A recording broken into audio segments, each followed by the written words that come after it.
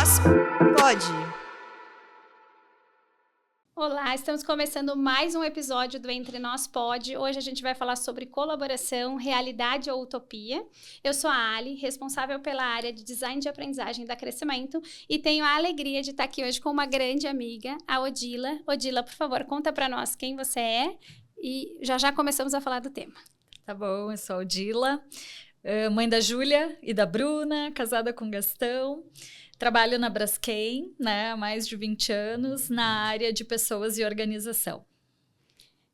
Obrigada por estar aqui. É difícil descrever a emoção da gente poder dividir esse momento, a gente que trabalhou tanto tempo juntas e é amiga de tão longa data. Queria te ouvir, assim, eu pude acompanhar, acho que algumas das suas experiências, mas queria ouvir de ti uma experiência de colaboração que é muito significativa. Tá bom. Bom, eu acho que eu tenho diversas experiências aí onde eu fui desafiada a colaborar ou conduzir um processo de colaboração, né? Acho que com 2 filhas isso acontece, né? Com bastante intensidade, né? Então ando aí num processo de bastante colaboração com meu marido, né? Com as gurias. Mas falando do contexto empresarial, uma última experiência bem significativa de colaboração foi um projeto, né? De construção de um modelo de carreira técnica, onde eu tive a oportunidade de, junto com uma colega, liderar, né, um time de projeto global, né, que tinha esse desafio de entregar um modelo de carreira, né, dentro de uma empresa que tem muitos engenheiros. Era um desafio de muito tempo, né, e exigiu muita colaboração, né, para a gente capturar todas as contribuições, né, e lidar com as diferenças culturais, com as diferentes perspectivas. Então foi um projeto bastante desafiador e que me fez aprender muito. Legal. Te ouvindo, eu estava pensando dos desafios de poder fazer isso globalmente, porque quando eu penso na experiência que eu tenho tido aqui, e que tive também quando estava na organização, é muito difícil fazer convergir as ideias quando a gente já está dentro de uma cultura, falando uma mesma língua. Conta um pouquinho desse desafio de fazer isso com culturas diferentes e em uma língua que não é a nativa da maior parte das pessoas envolvidas. Com certeza, a língua é uma barreira, né, no processo, porque por mais que dentro do grupo tivessem pessoas com mais fluência no idioma, não era uma coisa, não era algo comum a todos, né, essa fluência plena. E existem algumas nuances que vão além do idioma, né? Por mais que tu tenha fluência, vai das relações, vai das emoções que surgem ali no processo. Então, isso foi desafiador. A Braskem também vem trabalhando, né, nesse processo de globalização, né, de fortalecimento dessa perspectiva de atuação global. Então, é um processo evolutivo, então não dá para dizer assim que o projeto aconteceu no momento que isso já estava plenamente consolidado. Então, ainda isso estava como pano de fundo, como desafiador, né? Fora as questões culturais mesmo, né? Então a gente tinha pessoas da Alemanha, pessoas do México, pessoas dos Estados Unidos, brasileiros, e a gente sabe que são países que têm culturas muito diferentes, formas de interagir muito diferentes, né? Então foi um desafio complexo, né? Acho que demandou muita escuta ativa aí do grupo, né? E eu sempre trago que eu acho que o que fez funcionar não começou pleno, né? Foi funcionando ao longo do processo. Quer dizer que vocês são absolutamente normais. Normais, né? Não é assim, olha, foi tranquilo o tempo todo, né? Começou com bastante desafio até a gente se conhecer e saber como interagir, mas eu aprendi no final do processo, olhando para o resultado, que o que fez mais diferença e que foi garantindo esse resultado foi baixar o ego e aumentar a confiança nas pessoas que estavam ali, né? Então, quanto menos ego a gente colocava, né, na colaboração e trazia mais confiança na contribuição de cada um dentro daquele contexto, o resultado foi melhorando, né, ao longo. Então, se hoje eu pensasse o que foi que ajudou a transpor todas essas barreiras que o contexto por si só já trazia, né, foi essa questão do ego e da confiança, né? A gente aprendeu a lidar com isso. Não começou assim, pleno, né, mas a gente foi calibrando isso ao longo do processo. Eu já disse, né, que eu vou levar essa ego baixo, confiança alta, vai aparecer em todos os meus slides, agora vai Maria Odila, porque faz todo sentido para mim, e fico pensando no teu desafio como mulher brasileira, latina, conduzindo um grupo predominantemente masculino, eu sei que eu conheço um pouco da realidade, e como que tu lidou com essa barreira também, porque ela adicionava essa camada, né, no processo. Perfeito, Ali. Realmente, né, o grupo em si do projeto era, assim, tinha muitas mulheres, né, mas o projeto não se constituía só daquele grupo, né, a gente teve que interagir com lideranças de cada país que foram influenciando do desenho, né, e contribuindo. Então foi um grupo que chegou aí a quase 100 pessoas contribuindo, né, de todos os países nesse desenho que foi constituído. Acho que tem algo na Braskem que é muito forte, que ajuda, né? Que é os nossos valores essenciais, a nossa cultura dá muito norte na forma de interação. Então, quando a gente fala que para nós respeito é inegociável, isso ajuda muito nesse processo, né? Porque, claro, divergências existem, conflitos existem, né? Mas a gente faz isso baseado num respeito que é inegociável. Então, acho que para conquistar, né, esse grupo, né, trazendo essa perspectiva assim, de uma mulher brasileira liderando, acho que para fazer essa conquista, eu acho que a maior fortaleza que a gente tinha, né, como time de projeto era o propósito em si. Então, era algo muito desejado por todas essas pessoas. E poder reforçar isso a todo momento, né? Que a gente estava lá realmente para conseguir endereçar, entregar algo que era desejado há tanto tempo, né? A partir da contribuição de todos eles. Então, acho que isso ajudou, né, também nesse processo de aceitação, né, da liderança minha e da minha par, né? Então, éramos 2 líderes da equipe de projeto, né? Ela também, uma mulher brasileira. E isso foi fluindo ao longo do tempo, assim. Acho que mostrar que a gente estava imbuída do propósito de entregar algo que era valoroso, né, contribuiu muito no processo colaborativo. Que legal, é muito bom te ouvir. Para quem está assistindo, ouvindo, é legal da gente pensar que inspiração, porque de pronto acho que vem um pouco desse até preconceito ou pré-julgamento de que vai ser mais difícil porque tem essas nuances culturais, mas quando eu te escuto, assim, não foi desde o início, porque todo grupo quando está se formando tem o seu acomodar das coisas, mas ao mesmo tempo o quanto que vocês conseguiram evoluir e estabelecer o papel de vocês dentro desse processo. É isso, foi na confiança, né? Conforme a confiança foi aumentando, né? Claro, as primeiras entregas ainda tinha aquela questão de dúvida se a gente ia ter competência para endereçar a tamanha complexidade da entrega, né? E conforme a gente foi trazendo, né? Então a gente foi dando pequenos, né, passos, fazendo pequenas entregas ao longo do projeto e foi conquistando essa confiança. Né? Eu acho que foi um pouco assim que evoluiu para ter uma confiança mais plena lá no final. Você já falou um pouquinho da cultura, né? De que respeito é um valor, que é inegociável. Conta um pouquinho mais como que tu acredita que a cultura da Braskem influenciou para que o projeto também tivesse sucesso. Eu acho que a gente traz nos nossos valores essenciais a força da colaboração, né? Mas isso por si só não seria suficiente se a gente não tivesse alguns mecanismos que garantissem que essa colaboração de fato no dia a dia aconteça, né? E eu sou muito grata porque vejo dentro da nossa estrutura diversos processos que contribuem para isso, né? Um deles que a gente chama de ciclo de PA, né? Que é o processo essencial para o desenvolvimento das pessoas e para o desdobramento da nossa estratégia dentro da organização. Lá a gente já vê metas compartilhadas, né, sendo construídas, então que isso já é uma evolução cultural. Então, inicialmente a gente tinha metas corporativas e metas individuais, né, e a gente evoluiu, né, para ter também metas compartilhadas, né, as próprias competências comportamentais que a gente trabalha reforçam, né, o quanto a gente tem uma expectativa de colaboração entre as pessoas, né, e além disso a gente tem um processo, né, de avaliação em rede. né, dessas competências comportamentais e que ajuda muito, né, também nesse processo colaborativo de desenvolvimento, né, quando tu escuta feedbacks de outras pessoas, né, é importante para ajudar também a perceber assim, aonde eu não estou conseguindo trazer comportamentos que reforcem essa colaboração. Então, eu acho que a nossa cultura fortalece muito esse processo colaborativo e isso ajuda, né, traz um norte, né, e aí quando entra em algum dilema, sempre é algo que tu pode buscar para dizer, olha, é por aqui que a gente espera na nossa cultura que a gente caminhe, né? E tem mecanismos para ajudar nessa caminhada. Então, essa é a minha percepção assim do quanto a cultura contribui para o processo colaborativo e os mecanismos que existem disponíveis para dar esse norte, né?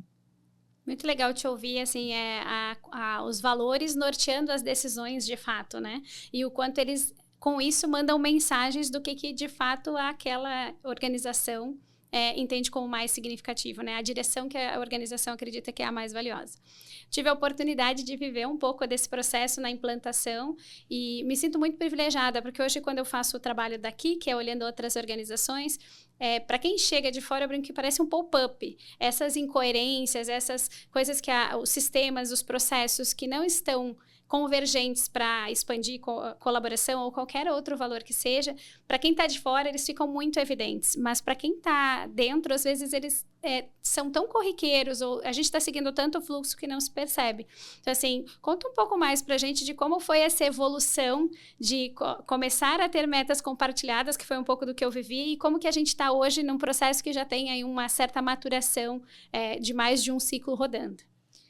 Eu acho que a gente ainda está num processo de amadurecimento disso, né? Posso falar um pouco do que eu vejo no meu dia a dia, liderando o meu time, né? Eu tenho metas compartilhadas, meu time tem metas compartilhadas, né? Eu acho que a gente vem cada vez mais construindo sistemas de comunicação, né? O sistema de comunicação para ajudar que essas metas compartilhadas funcionem na prática, né? Eu acho que esse era um desafio, né? Como é que a gente consegue acompanhar? Como é que a gente de fato contribui? É compartilhada, mas eu nem sempre consigo perceber a minha contribuição plena ali naquela meta, né? Então, como é que a gente equilibra o protagonismo de todos que têm essa meta compartilhada e como é que no final, quando a gente avalia, a gente dá essa clareza, né, para cada um que tinha aquela meta, do quanto ele de fato contribuiu no resultado, né? Eu acho que a gente vem no início um pouco mais difícil em alguns contextos, né? E eu sinto que a gente vem com mecanismos de acompanhamento durante o ano mais disciplinados, né? Podendo fazer isso de uma forma mais genuína, né? Então, eu sinto... Esse, para mim, é um ponto que evoluiu bastante entre o momento que começamos e onde estamos agora, né? Eu sinto que as pessoas se percebem mais nas metas compartilhadas e conseguem ver a sua contribuição individual naquele resultado que é coletivo, né? Então, podendo trazer, de fato, as contribuições e... Enfim, esse era um desafio que eu percebia mais no início como líder, né? E tendo que distribuir, né, construir as metas, né, junto com o time e avaliar o resultado no final. E hoje eu sinto que a gente já está conseguindo fazer isso com uma fluidez muito maior. Muito legal ouvir a tua experiência e imagino que quem está nos escutando, nos assistindo, tenha aqui uma inspiração, porque muitas vezes acho que o início do processo pode gerar um pouco de... insegurança e às vezes até desânimo, porque é um caminho longo, né? Acho que é legal também a gente pontuar isso, né? Tu disseste, ainda estamos no caminho. E esse não é um processo que começou ontem, ele já tem aí acho que uns 3 ciclos, né? Pelo menos. Acho que até mais que 3, estou na dúvida. Então mas já tem, assim, mais de 3 anos. Não. Então, acho que isso também é legal de observar, né? Que não vai ser do dia para a noite. Precisa muita energia intencional para que a coisa aconteça. E queria te ouvir um pouquinho sobre o papel da liderança. Você falou um pouquinho da tua dinâmica com a tua equipe. Queria ouvir um pouquinho de como que tu vê esse movimento dentro da organização para preparar os líderes para, de fato, serem as pessoas que promovem esse ambiente colaborativo. O líder tem esse desafio de conseguir desdobrar essas prioridades estratégicas, né? Que vão se traduzir nas metas, mas que são traduzidas através de uma delegação planejada ali, né, do que cada um vai poder contribuir. Então, acho que é importante para o líder ter essa visão da estratégia, né, esse alinhamento cultural para estar com bastante tranquilidade do como fazer isso, né? A disciplina, né, na condução desses rituais, né, para garantir esses momentos de escuta, de troca líder-liderado. Então, eu sinto que existem compromissos que são indelegáveis, né? São do líder, né?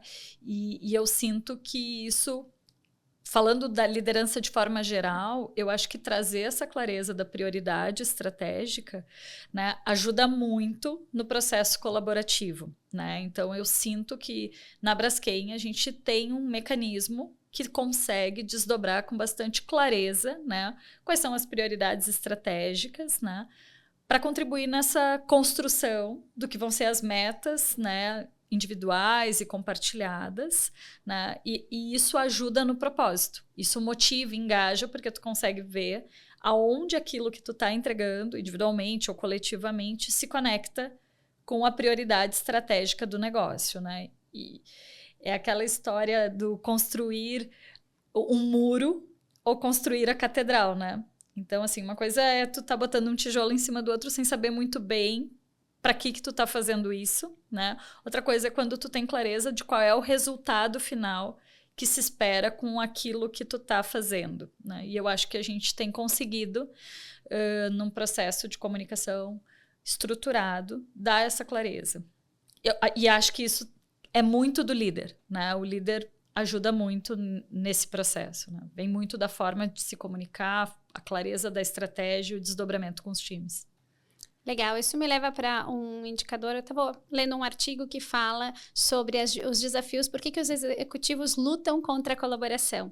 E aí um deles era 67% do motivo é silos, que é cada um na sua área, e aí tem aqui uma convicção minha, que é quando é para colaborar dentro de um mesmo time, isso tende a ser mais fluido. Quando a empresa não tem um mecanismo como a meta compartilhada que a Braskem tem, a tendência é que essa colaboração entre times ela se torne mais difícil.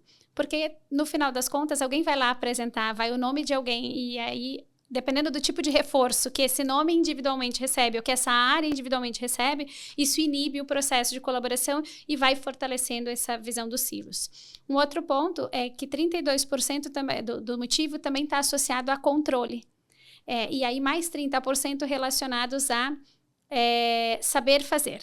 Então, algumas das coisas que tu me traz me levam para isso. Assim, então, me parece que na Braskem está claro o caminho, o saber fazer. Existem já condições que permitem. Mas ainda tem que lidar com a questão do ego, que tu mesmo trouxeste, e também com essa questão dos silos. Me conta um pouquinho de como que tu vê isso, essa dinâmica acontecendo dentro da realidade da Braskem, ou a evolução disso também, né, dentro desse processo.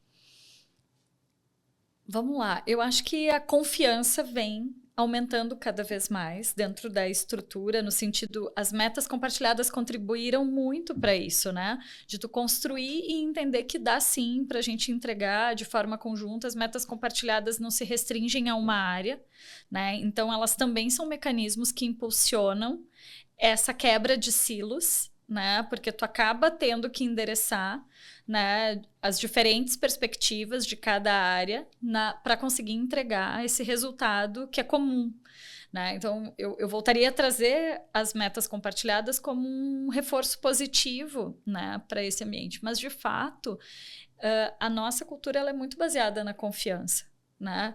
Não só na confiança entre as pessoas, mas na confiança de que as pessoas se desenvolvem e evoluem.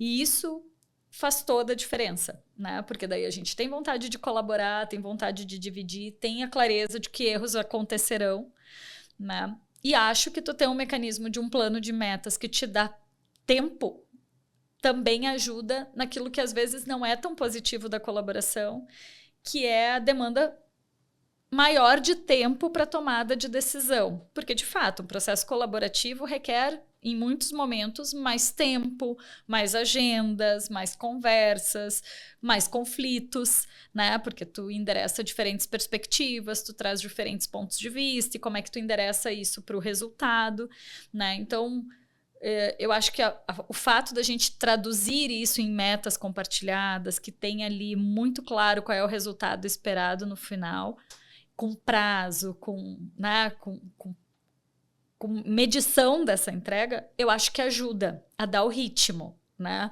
Porque é desafiador o processo colaborativo em relação a tempo mesmo, né? E eu sinto que isso ajuda.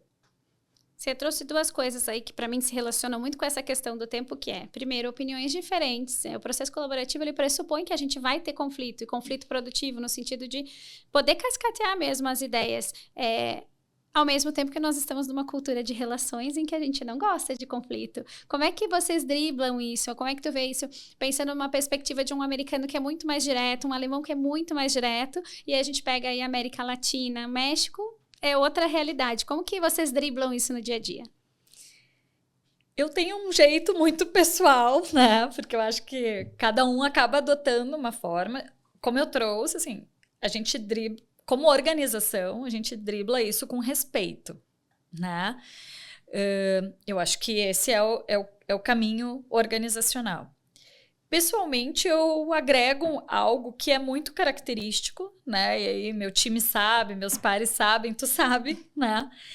Que é uma pegada de bom humor mesmo, né? Então, eu realmente, principalmente quando a gente está chegando em momentos mais desafiadores, eu tento trazer uma leveza, eu tento trazer uma perspectiva positiva, né? Para tentar ajudar a tomada de decisão a ser mais leve, né?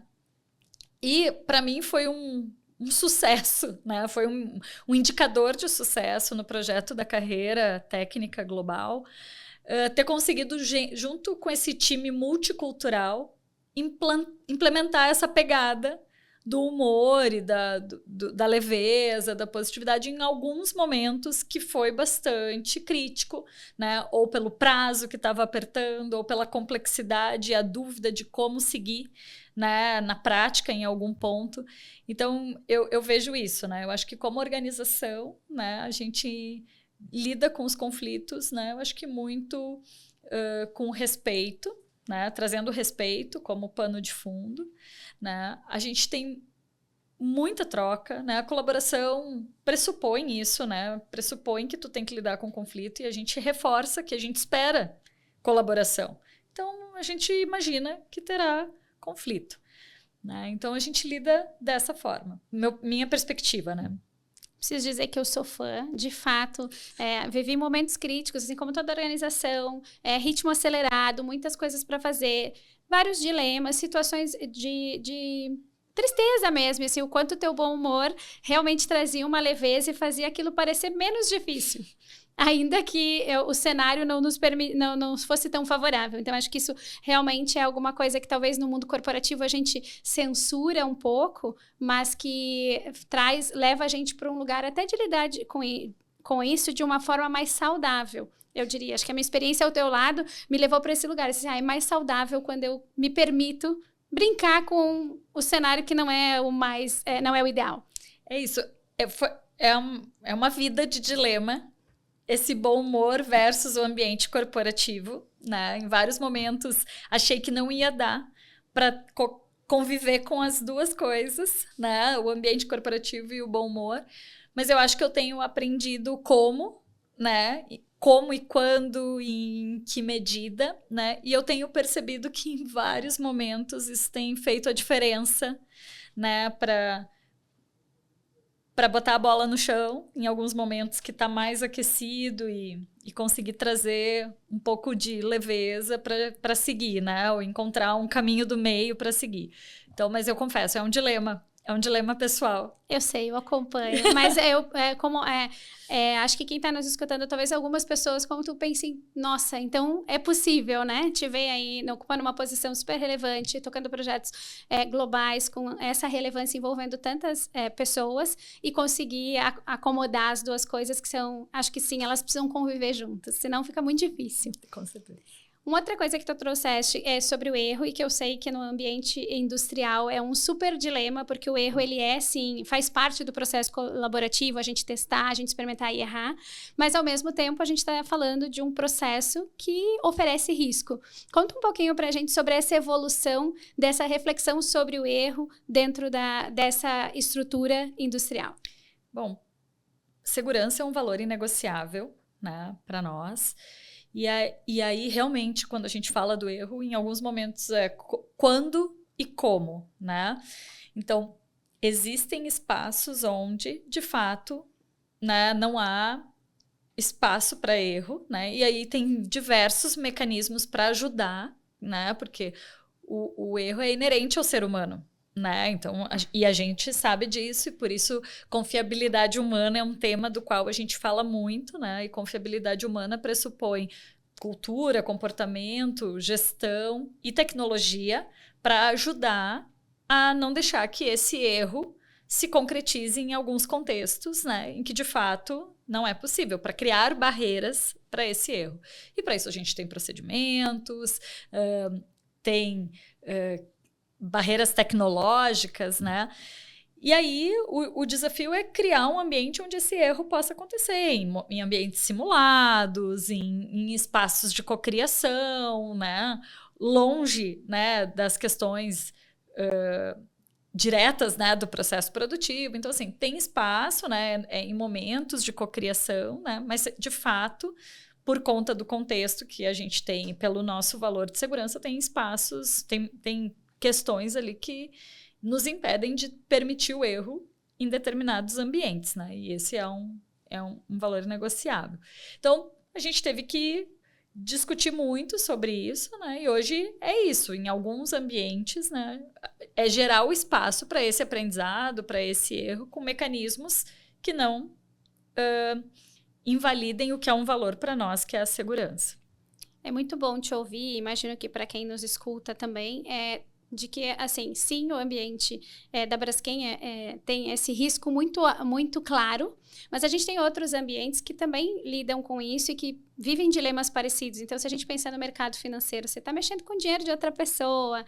Quando você fala de hospital, você está mexendo com a vida das pessoas. Se pega uma indústria de energia, altamente, também oferece um alto risco. Então, assim, a gente tem vários mercados em que esse dilema ele se apresenta. Então, é muito legal ver a maturidade de vocês de reconhecer que haverão espaços que, de fato, não cabe e precisa mitigar da melhor forma e com o maior número de recursos possíveis o risco de um erro, e ao mesmo tempo que tem espaços em que a gente pode e deve errar. É o que a gente fala aqui do erro inteligente, né? Que é o erro que não é repetido, mas sim um erro que é olhando para o que é possível fazer de diferente, testando coisas que às vezes vão dar certo e às vezes não, né?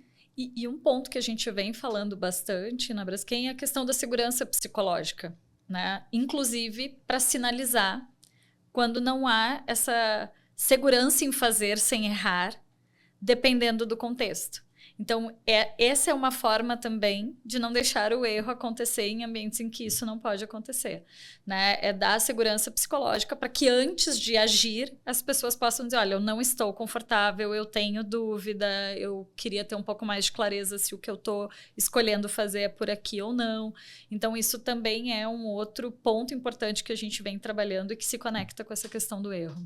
E para mim volta para o lugar da liderança, né? E não que segurança psicológica seja só responsabilidade do líder, mas a gente sabe que se a gente tem uma liderança que tem uma postura que inibe, dificulta muito que a gente chegue nesse nível de maturidade, né?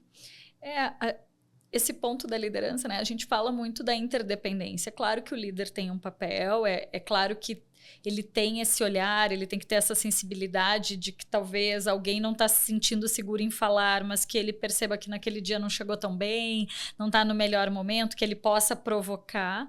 Mas se tu trabalha essa interdependência em que, além de eu querer estar seguro, eu também quero que o outro esteja seguro, e isso passa pela colaboração, né? Então, assim, é quando eu realmente quero colaborar com o outro, esse olhar se amplia e ficam sendo os olhos de todos, né? Então, assim, claro, o líder tem um papel, né, nesse sentido, mas a gente trabalha também a interdependência, principalmente para essas questões de segurança, né, porque isso aumenta as barreiras, né, então o líder está atento, né, para perceber se alguém não está bem para fazer determinada atividade que não pode, onde não pode haver o erro, né, onde existem diversos mecanismos além do líder, né, não é apenas ele. E tem também todos os pares, todas as pessoas que, percebendo que tem uma corresponsabilidade, ao perceberem que também possam ser barreira, né? E a gente trabalha muito isso. Eu acho que isso é legal e leva para um caminho que a colaboração trouxe para as organizações, que é de destituir o líder do papel de super-herói, né? E da gente poder ser humano. E aí, o quanto que o papel do líder também se permitir errar e compartilhar os erros com as equipes, também leva para esse lugar da corresponsabilidade e também de que aqui é um espaço que eu posso realmente propor coisas diferentes.